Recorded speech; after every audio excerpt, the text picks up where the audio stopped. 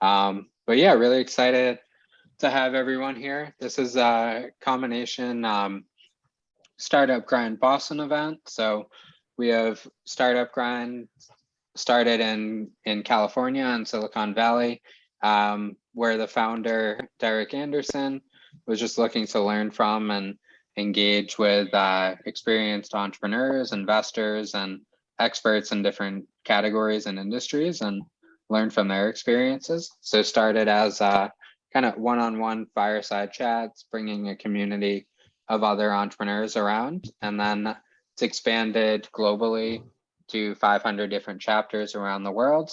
One of the organizers of the Boston chapter here. And we also, and so, each of these chapters comes together every year for a conference and then also hosts individual events and brings in speakers we can all learn from and work together as a community to help each other build our ventures. And so, one of the organizers here is Startup Grind Boston. And then our other community here is called Prepare for VC, where we have resources, a platform for connecting with each other, and both an accelerator and one-on-one startup support for founders across all of the early stage levels of being an entrepreneur. And a variety of other partners that help make this possible. I'm going to share our both links. I'm going to share Startup Grind Boston page, which has a link to other partners and resources. Everyone we bring in is really designed to help support and add value to the startup community. And then our other free community to join here from Prepare for VC. It's where you can all interact, get to know each other as well. And then also asking if you want to use the chat to connect with each other, share a little bit about what you're working on, and ask questions there along the way. But yeah, today I'm just going to mute everyone as we get started here, and then towards the middle we can kind of unmic or use the chat to ask questions as well. But yeah, really excited to have both Robin and Chris here joining us, sharing their expert insights from the study that was part of the University of Edinburgh Business School, study on the state of the startups with industry analysts. And they're both experts in this space. I learned a lot talking with them, and I'm sure all of us will as well. So yeah, we're going to keep this, start with the presentation here, keep it pretty open and flexible for questions along the way. And plenty of time to get them answered as we get going. But yeah, really excited to open up to both of you. And Robin and Chris, if you want to kick us off. All right, Chris, go ahead. Fantastic.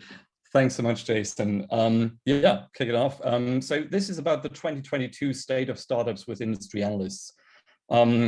I've initiated this research with the University of Edinburgh Business School, as Jason has just said, together with Robin Schaffer, who's also an analyst relations specialist, just like myself.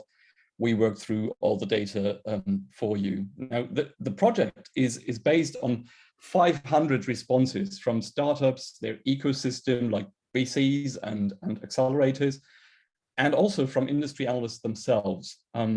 The majority of responses came from the United States and also then from Europe, pretty much 50-50, and some other parts of the world as well. Now, we allowed B2B tech startups at all stages, and that included participants with experience in analyst relations, as well as such with no previous AR experience at all, which was pretty important, I must say, because it gave us a reference point and also, a view over the maturity cycle, as we'll get to in a minute as well. And it helped us also to minimize any bias and those things. And maybe last technical info, we cut off participants at 10 years of time in business because we thought that's about the time when it doesn't anymore qualify as a startup, no matter the culture.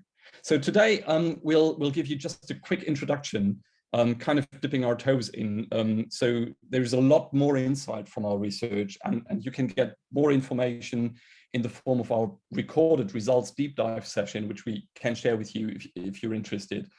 And also we've agreed with Jason and with Prepare for VC that you can also reach out to Robin and to myself directly in this case.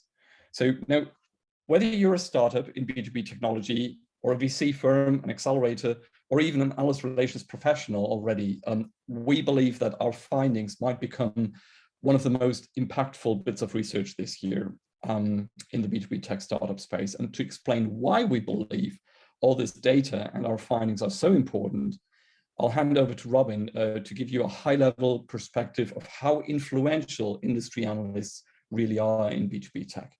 Yes, I want to say hi, Robin, and I happen to be an AR aficionado, and you find me talking about AR not only to Chris for hours a day, but to anybody that will listen, because it's a really, really, really interesting and very rarely known best hidden secret, especially for startups.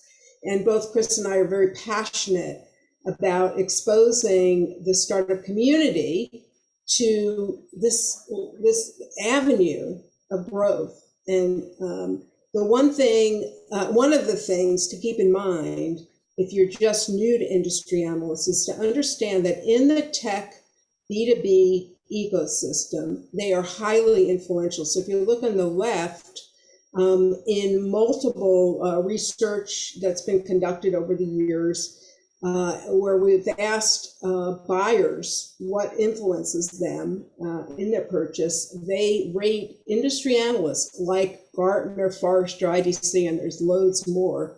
So that group among the top 1 to 3 influential factors, depending on the survey, for shortlisting and buying.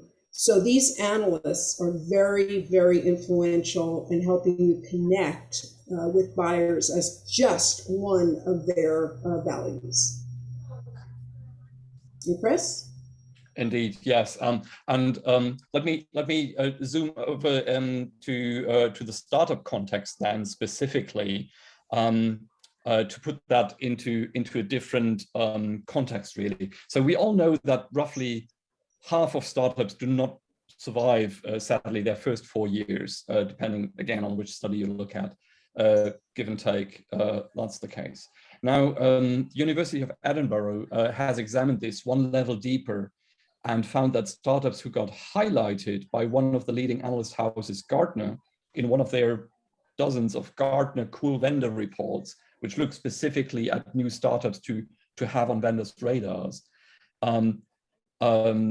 these had a much higher success propensity. In fact, not 50, but 80% of these startups survived after 5 years, and many got lucrative acquisition deals.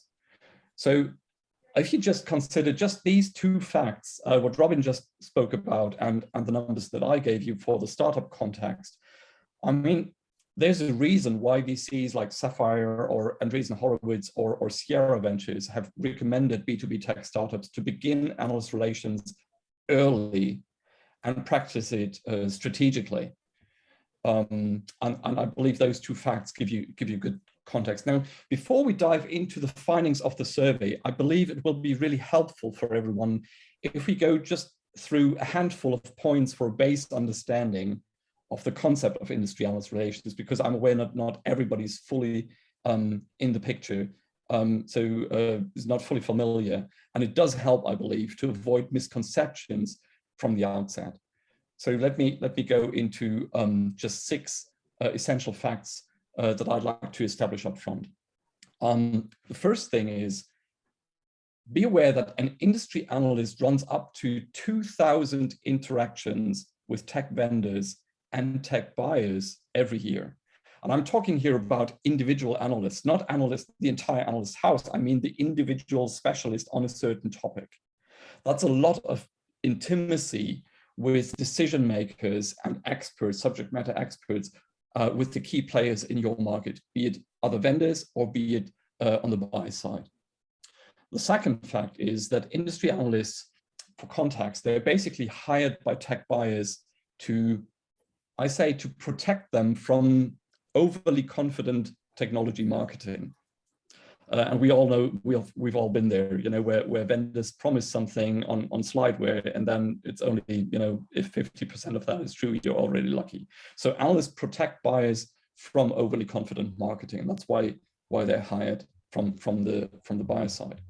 The third thing is that their other role is to help vendors with all that knowledge to read the market with no filter and optimize the vendor strategy in their go-to-market, in their product strategy, their development roadmap, and all that, because they know the buy side, and they know the buy side, you know, from a very unique angle. Often these discussions are under NDA, so they can speak about the needs, the frustrations, and all that with some distance, not speaking about the individual vendor, but about the entire market, and guide vendors on what's really wanted and needed from an independent view.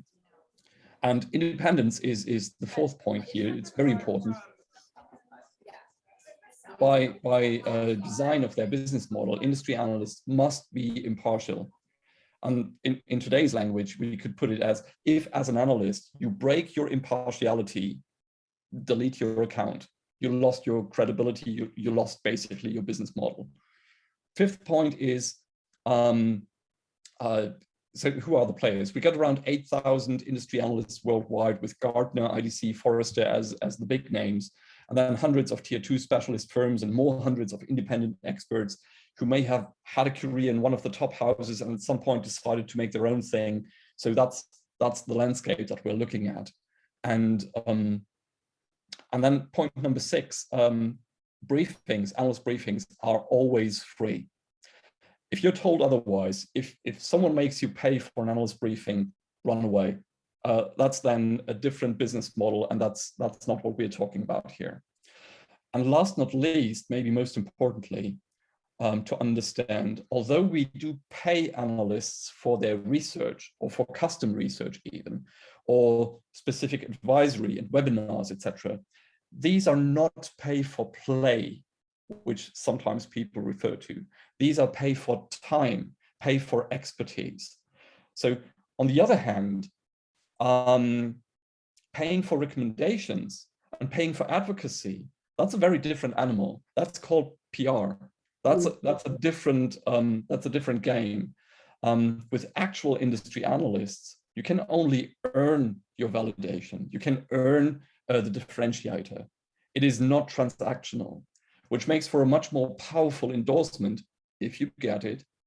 So just be aware that different tools provide you with different value. And I've written personally about PR's interplay with analyst relations on LinkedIn if you want to look that up. It's very important to understand that fundamental difference. Now, okay, I hope you find that useful up front to frame the whole thing.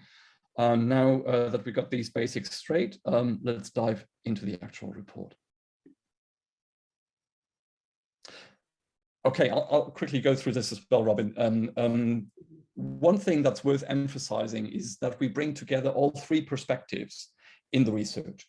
So we can compare the views from startups versus VCs and accelerators versus those from industry analysts themselves. And this has proven really powerful because it allows us to spot the gaps in expectations versus the real possibilities, and also to underpin our own experience from some decades in this field with hard data from all angles. And that includes the full 360 degrees that we explored in the questionnaires that we used. So we looked at motivations and the value received. We looked at the current focus to room for improvement. We looked at tools and results. We looked at organization forms. We looked at investment levels, and all the way to future plans of startups, VCs, and accelerators and others. And so that's the entire the methodology behind the whole thing. Yeah, I just have to say, Chris is a master at creating charts. We've got lots of charts, but also he's really, both of us, really chewed on this data. And we also had help from a research expert at the University of Edinburgh to make sense of it. So the presentation that goes into the detail is really powerful. We're going to just touch on it today.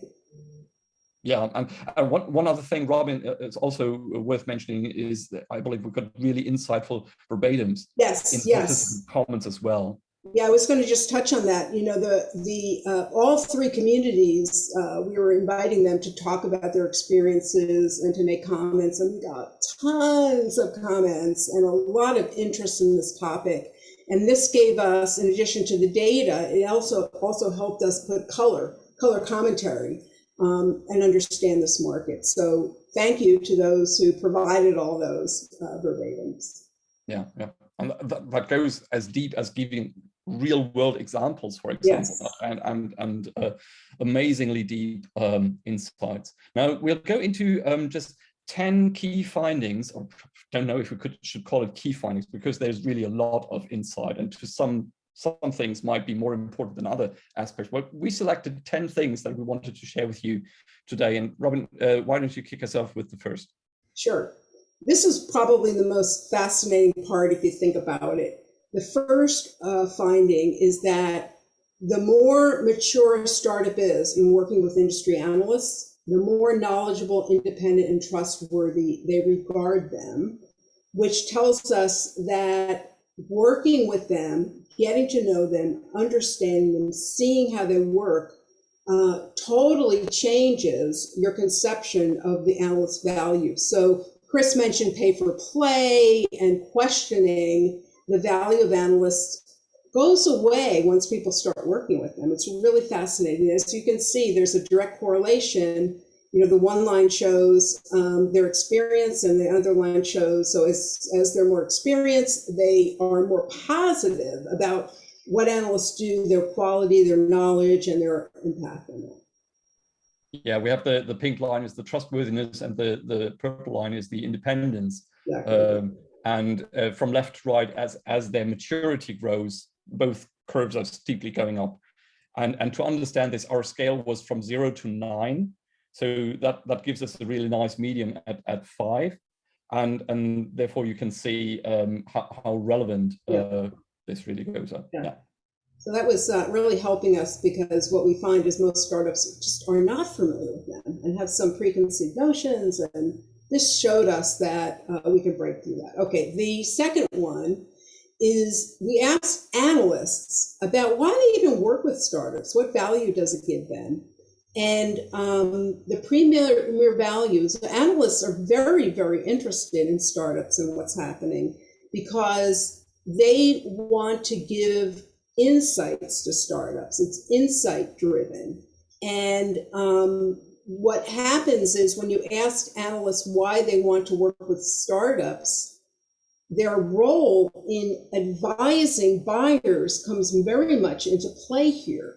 Because if you think about it, an analyst, as Chris said, might have hundreds of inquiries a month with buyers, right, who want to come to them and get insight on their problems and the kind of vendors that can help them. And an analyst, if you think about it, this is what I was going to say, if they recommend a top known vendor to help a client, they've added no value. Their client comes away and says, what am I doing? What value is this analyst providing me? But when an analyst says, hey, you should check out this startup, there's some new ideas, suddenly their value goes way up. So analysts realize that they have to understand the full, what's happening in the market, who's up and coming, who's got innovative ideas. So that's what their motivation is to provide that for their end users. Yeah, absolutely. And one thing that I personally find really telling here, if you look at these blue graphics here, the motivation to work with startups, many people say, well, I like to work with startups, I like to support all these adorable entrepreneurs, they're brilliant, they're bright and everything, and that answering option came off at like 50-50, like yay, nay, yeah, well, kind of. But what got far more positives was I work with startups specifically to identify vendors to recommend or to decide on vendors to track. So it's not altruistic, it's clearly end client driven.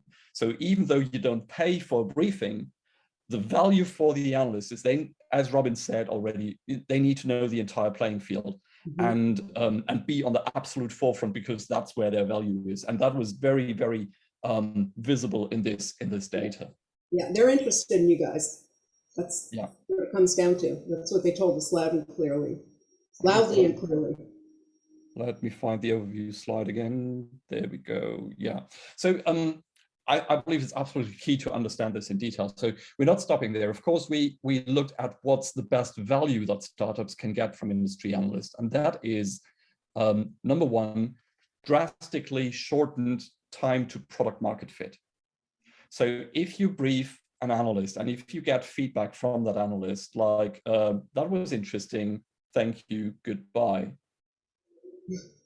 That tells you, well, no, there's no further story there. However, if the feedback is, that was interesting, I want to keep in touch, please keep me updated. Tell me more. Tell me a demo. Sorry?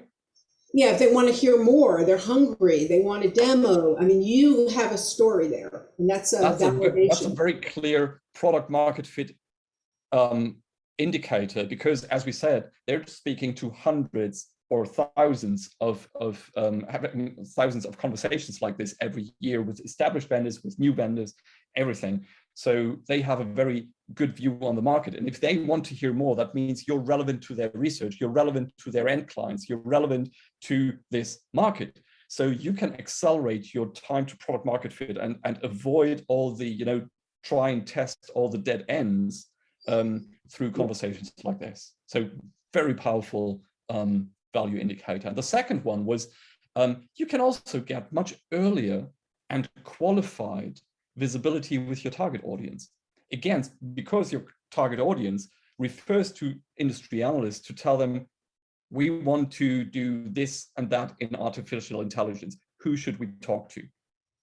You get that visibility to that target audience by the analyst saying, well, you should have the top 3, 5, obviously on your radar, but then there's also these lesser known players, which I've spoken to just the other week, and they're doing something interesting, and it might fit just perfectly into your scheme of what you're doing.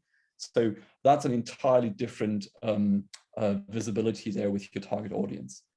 And number 4, we also explain how so far only a fraction of startups have seized these benefits.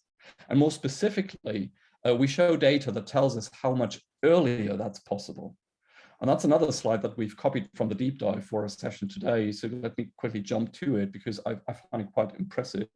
So we've got a typical timeline here from minimal viable product to beta to broad availability and to solid reference customers. The blue columns represent the industry analyst votes, and the yellow columns are for the startups. So if you ask analysts, they want to hear from startups much earlier than startups think that's possible. Now, the majority of analysts want to hear in or before beta stage, with even 1 in 5 suggesting at minimal viable product stage. So the majority of the startups expect the other end to be true. So now, if you consider the time between both ends, this can easily be 2 years or more. So and that amount of time getting the right analyst insights into your business and help you to make bolder decisions faster, that can amount to quite a competitive advantage. And we know that in the startup space, that is super relevant. And also, we found there's a clear effect on the first appearance in analyst publications, which is very important because these are directly influencing end clients' decision makers, as you've seen earlier on the slide that Robin presented at the beginning. So let me show this here. I get that this slide is quite complex. So let me just say that we found that the mean age when startups got mentioned is after around 7 years in business. But almost 20% within the covered startups achieved that even within their first 3 years. And this 4 years time advantage correlates with when startups begin to engage and how they do it, which we just spoke about on the other slide. So just imagine that what that could mean for your startups. So going back to the overview of the findings and back to Robin with points 5 and 6, I believe.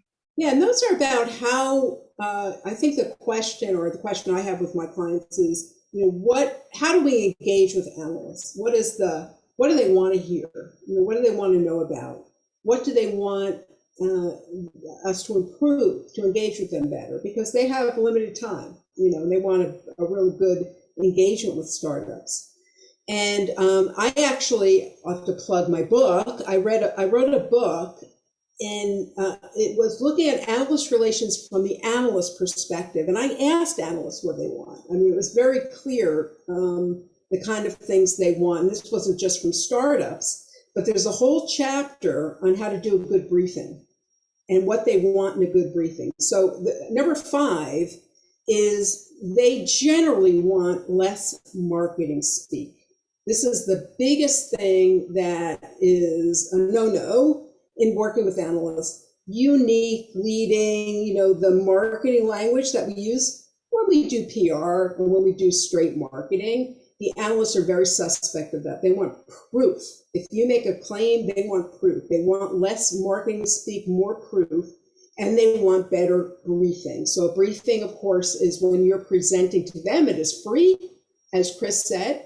And then we talk to them about, what do you want to hear in a briefing? And this is a big topic of conversation, when you're planning for that. They are definitely interested in your technology. So there's no doubt about that. That actually comes up as the first thing they're interested in. So yes, they want to know that. But quickly, very close behind that are details about your business design and your business strategy. Who do you target? What is your value proposition? What are some of the customers you've worked with?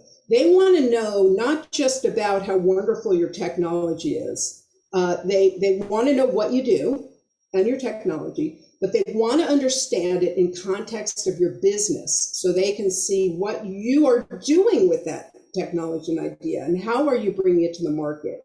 So they're very interested in the holistic view of your business in the briefing. Yeah, thanks, Robin. And this leads directly into a key finding that may sound a little bit dry, but can really make the difference between a flywheel and an uphill battle, really. I'm talking about how startups do and really should organize their work with industry analysts. So the data shows it's a strategic function that should not be limited to its marketing value.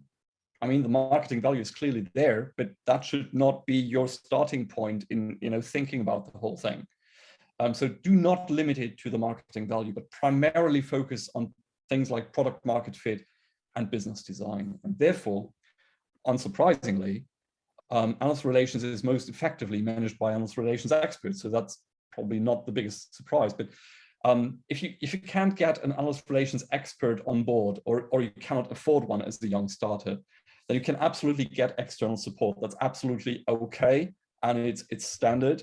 And don't worry about that. The only thing that the CS survey has clearly shown is you need to make sure that whoever you get on board to help you with analyst relations, practice analyst relations from an insights-driven perspective, not from a market outbound, promotional perspective.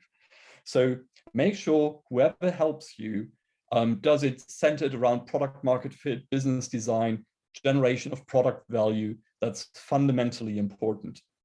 And again, the deep dive shows some pretty impressive numbers about who's most effective in terms of internal drivers or external who can help you with that.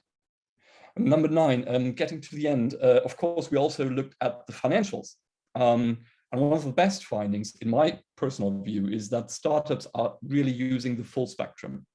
So literally starting from zero or minimal spend to just explore getting on the radar with industry analysts.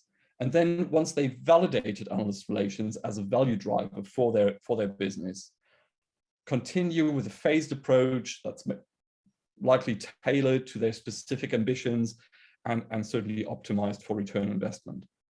We had a question about investments, Chris, also. So I want to address that in the Q&A section. I just wanted to. Great, yeah. Yeah. Do you want to do that now? Yeah, sure. This is showing, as Chris said, about how spend happens and how people start to engage over time, and what we found in the breakout of the data. It's very nuanced, this whole topic of investing in analyst firms. And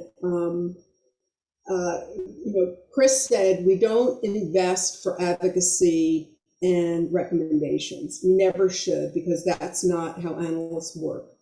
The key things that analysts can do that cost money are one, insights, giving you deep dive feedback and suggestions and recommendations for your business.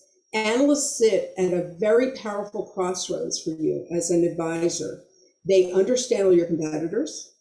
They study your particular space, and they understand what the trends are and what's going on, and they talk to customers. So they understand what the customers need. So if you were to go to an analyst with, presentation, you start off briefing them in your business and so forth, and that's free. But if you want, and they give you some feedback always in that briefing, but if you really want to dig in and use their expertise to help you directly with things like product market fit and your strategy and partnerships and your messaging and almost anything they can help you with, they don't give that for free. So you have to think about that. If that's what you want, and we recommend it strongly, that doesn't come for free. And we have to build that in and show you how you get ROI based on that insight-driven approach to working with analysts. The other major way that you might invest with analysts is for the marketing demand generation, because an analyst can do something like write a paper for you, write you a case study, do a webinar, speak at an event, things like that help you with the analyst relationship quite a bit. But it also creates demand, because you're associating yourself with this trusted third party. And they're not going to say great things about you, because that's not an analyst's job to say, hey, this is the best thing since sliced bread.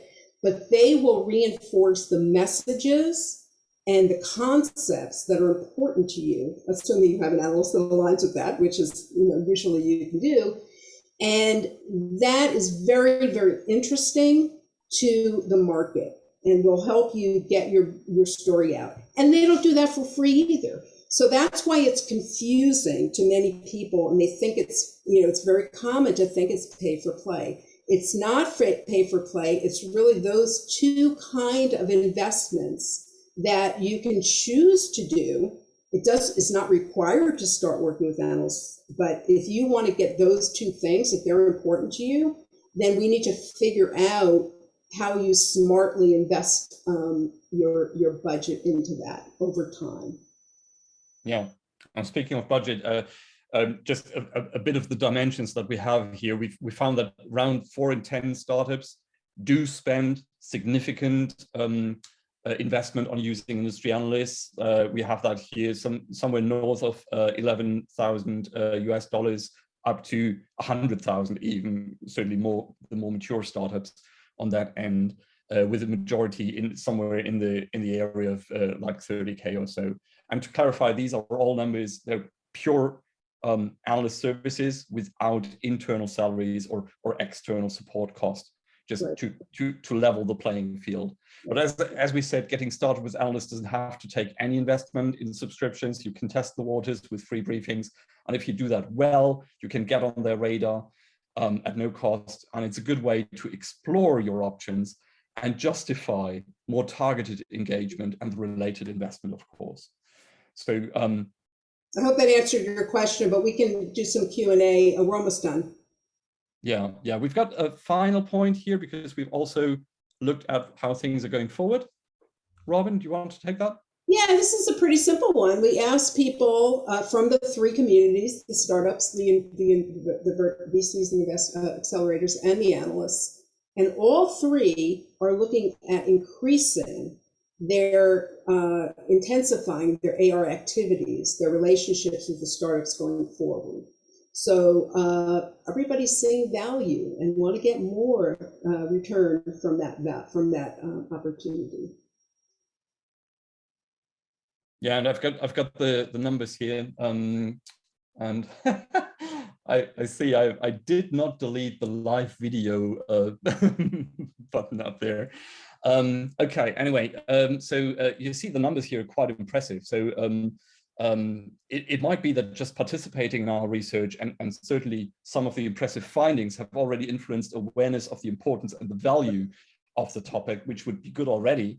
Because among startups, some 57% of our participants aim to increase their activities with industry analysts, and 16% keep the same level, 6 cut back, 9 hold off completely, and 13% are undecided at this point. So 57% increasing, that's quite impressive already. What I find even more impressive is if we look at the VC accelerator perspective, there we have 28% feel like they want to qualify the topic more, and 63% are decided to intensify their activities for and with their portfolio companies.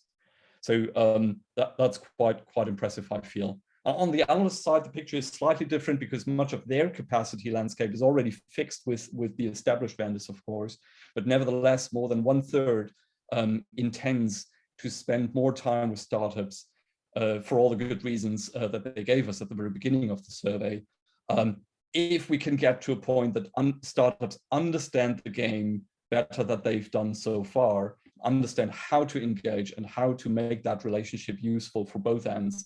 And Robin and I are two specialists who help doing that. Yeah, exactly. And this, I believe, we've heard from a lot of analysts who say, I wish I could spend more time with startups, but they don't know often how to engage with me and what to do that's mutually valuable. So, it's a dance in some ways, and it does require some knowledge about how to do that. Yeah, absolutely. We're getting almost to the end of the introduction today. Except we of course invite you to the recording of the deep dive presentation with lots more data, lots more insights. We could only scratch the surface today, and also hands-on recommendations, what it can mean for you, how to go about it, and all that. Of course, we're here to take your more questions, and ready to engage with you also after the call if you wanted, just as a courtesy to prepare for VC on this occasion here. Yeah, actually, the things Chris and I have talked about endlessly is every startup is different. Every startup has different. Generally everybody wants to be successful, but how they do that is going to be different. How they use analysts in their business is going to be different, depending on the space you're in, depending on where you are in your cycle, depending on what is your key obstacles that you're trying to overcome. So it's very difficult for us to do generic here. We've given you all the information we can in this and the results recording, but it really gets down to some specifics that have to do with your business. So feel free, as Chris said, we're happy as a partner of Prepare for VC to talk with you and chat with you about what it might mean for you and how this might apply to you. Yeah. All right. So did we address the question about investment? Can we open it up, Jason, to anybody that wants to jump in with more questions? Yeah, let's do that. Yeah, if you want to unmic and ask questions, or if you want to use the chat, we can have them answer there as well. Yeah. So while people are, I'm sorry, go ahead. Yeah, okay. So, Mike Cicino, Visible Systems Corporation. We're in Boston, and we're a startup, and we're focused on helping enterprises drive their strategy to execution, and then knowing when it may be off track. Oh, interesting. So obviously our job is a difficult one because it's an enterprise sale. And that in and of itself is very taxing, obviously, because of how long it takes. And also because of the trust factor, really, enterprises are more inclined to go with the proven, names out there, not a startup for sure. Yeah. So, yeah, I think I very well presented. When I initially jumped on, I said to myself, we've gone with Gartner once, and it was very expensive. And to be honest with you, we didn't get much out of it. So, it kind of, they spoke to the marketplace and so on. A lot of what they had mentioned, I had read somewhere else. I read elsewhere. They do a ton of free webinars now that they didn't do, about 3 or 4 years ago, and you can garnish quite a bit from their free webinars. Okay, but I think the challenge is, yeah, I'm sure that there's analysts out there that would be very helpful. The question becomes now one of best value to and everyone's unique, of course. You had mentioned that, I believe, Robin, that all startups are different, from one another. But how does a startup really ascertain the analyst that will represent the best value to them? And I think that's where all the homework and time They use a crystal ball. That's what I thought. Really, it is. I would like Chris to comment, but I've done this for a lot of people in a lot of different companies, and it is a research project. You've got to go in. What's interesting is the Gartner, Forrester, IDC big guys aren't that hard. You kind of find the analysts within them, those firms that are relevant. So it's not really hard. What's harder is to understand the rest of the market, the rest of the other 7,997 analyst firms or analysts that are out there. Because what's really interesting is that the big guys, there's a real value in the big guys, and I don't want to minimize that. There really is, but it is very difficult for startups, to jump to that. And what I found is that tier 2 and independent boutiques that know your space can be a huge, huge value for your dollar, because you get narrower, with the big guys, you get a broad access, but maybe you only need a tiny, a very, very focused area of your business. And I have found that I can go into a client and find that needle in the haystack, and find that I always tell the story, I had one client that had a very specific targeted business, and we found a guy, a single analyst in the middle of the United States that owned that market, knew the market in depth, knew all the buyers, knew all the deals that were going on, and in that niche that they were in, that was more valuable to them than Gartner, right? And they got so much more value for the dollar, but from a small guy. So I don't have any silver bullet, unless maybe Chris does. It takes a lot of research to dig in, to make those, get that understanding of who, which is the thing is, who is going to bring you that value. Chris, do you have anything to add to that? First of all, fully agree. It's very much qualifying who to work with. It's not, some people say, well, Gartner is the big elephant in the room, or the 400-pound gorilla. Nothing else makes sense. That's BS.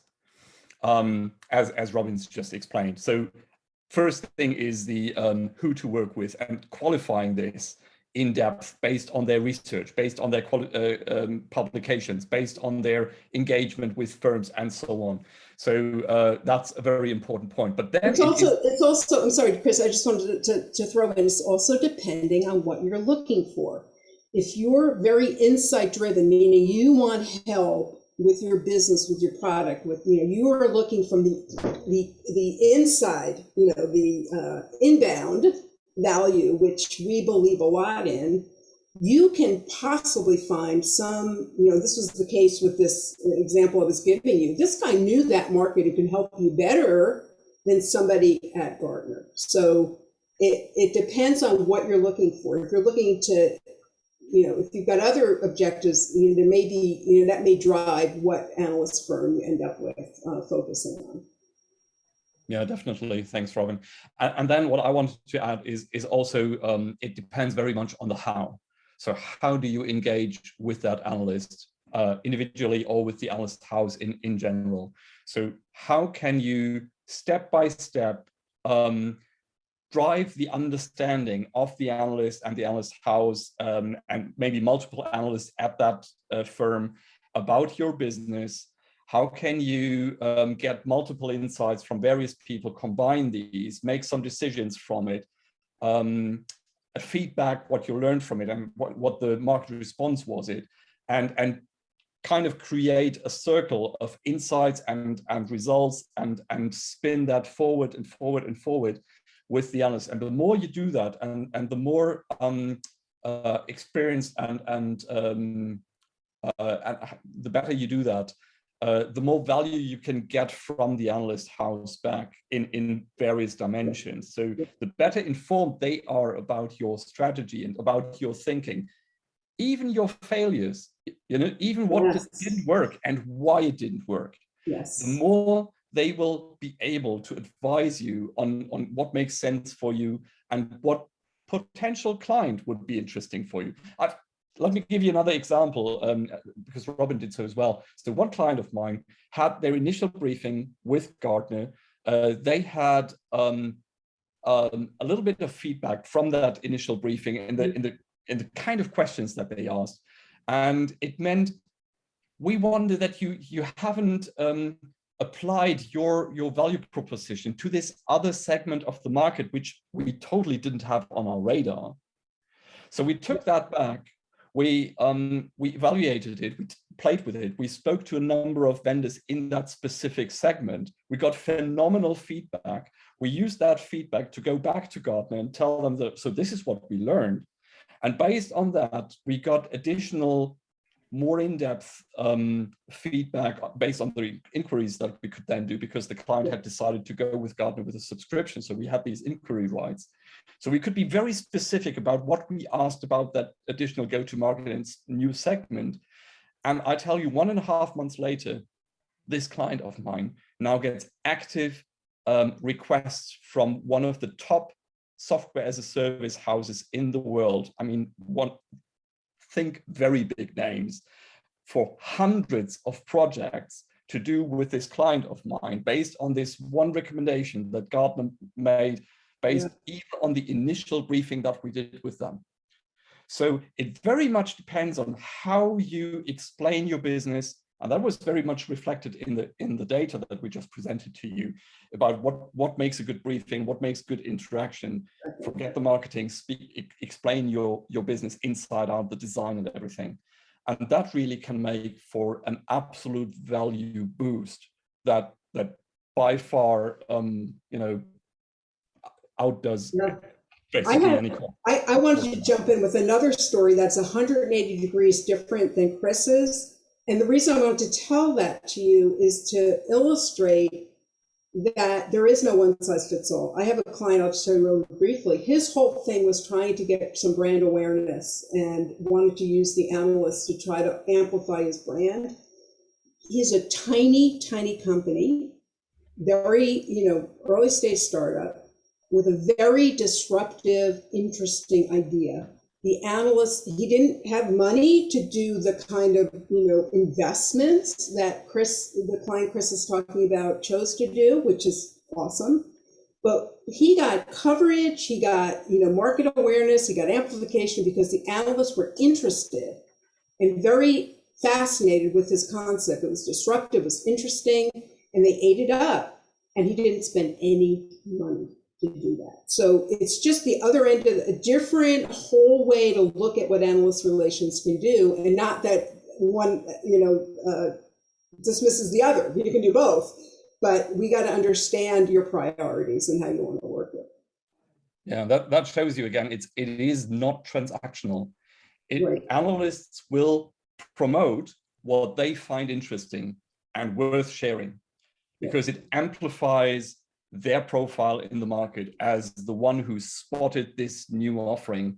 But in order to do that, they need to be confident in what they are going to highlight is actually worth highlighting, and that there's substance behind it.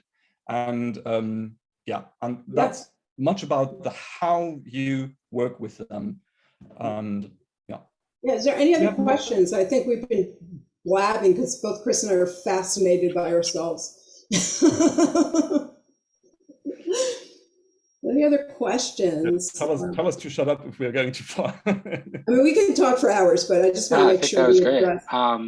Yeah, I have a question on just, a lot of, especially in the startup space, a lot of the industries might overlap a few different industries and sectors. So you have any recommendations on figuring out, if there's multiple industries you fit into, where you should focus on?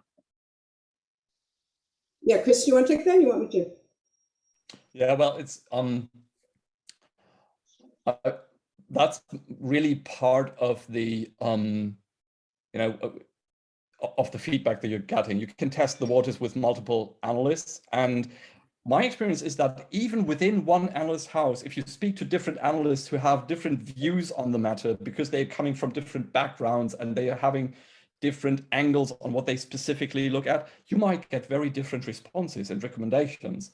And that diversity is because there's no right or wrong. It's just, they're nerds like some of us, and that diversity of feedback is super helpful. And really sometimes, I mean, I had meetings with analysts where they were very not on board with what the client explained. They just didn't buy it. They said, no, this doesn't make sense to me.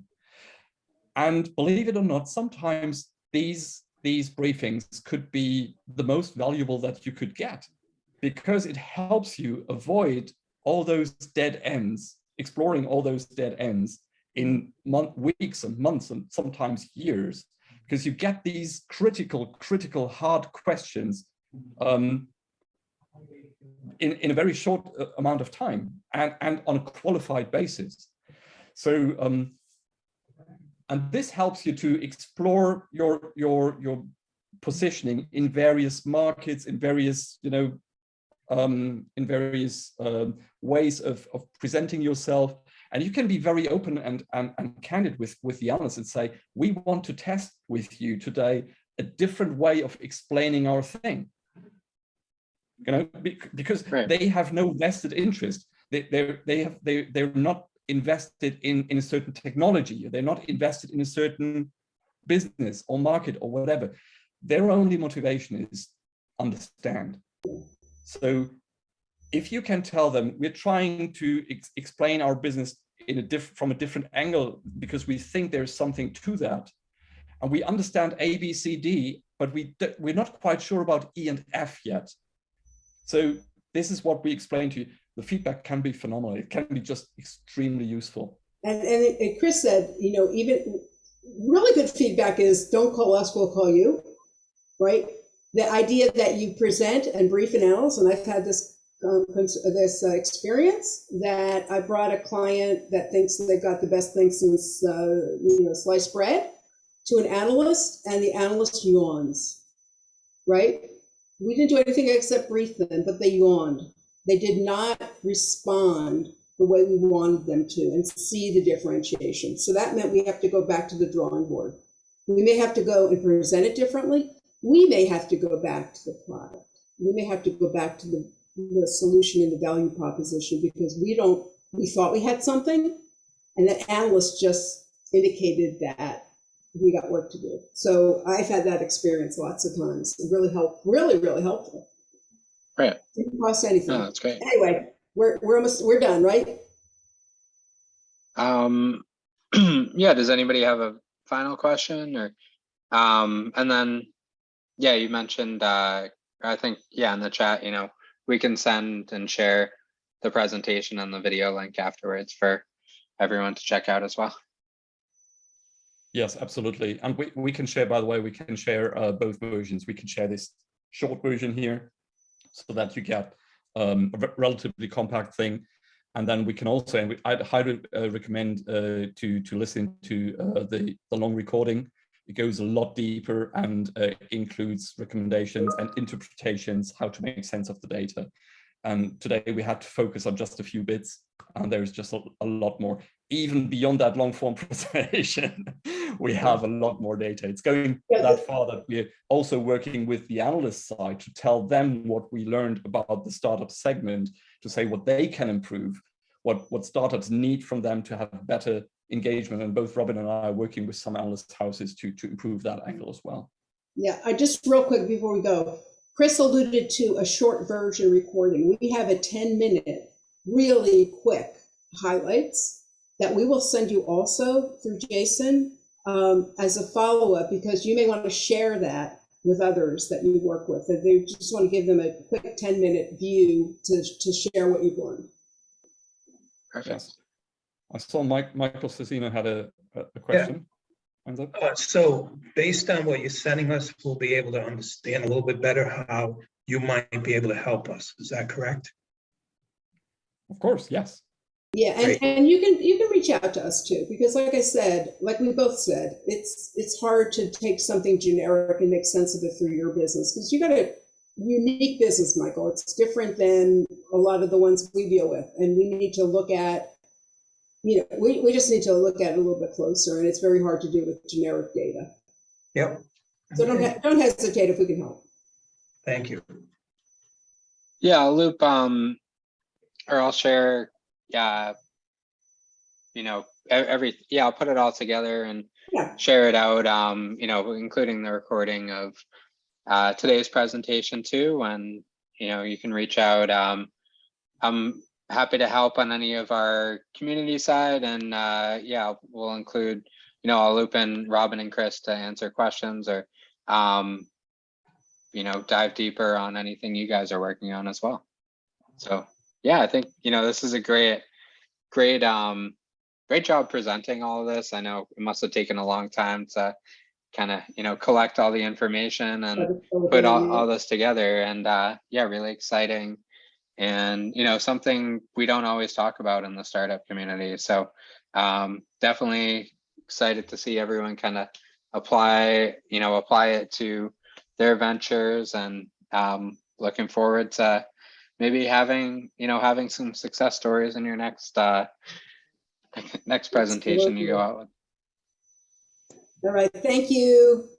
Thank Thanks. you. Bye-bye. Yeah, thanks everyone for joining, and stay tuned for the follow-up and recap email. Excellent. Have a great day, all. Take care, bye. You too. Yeah. Thanks.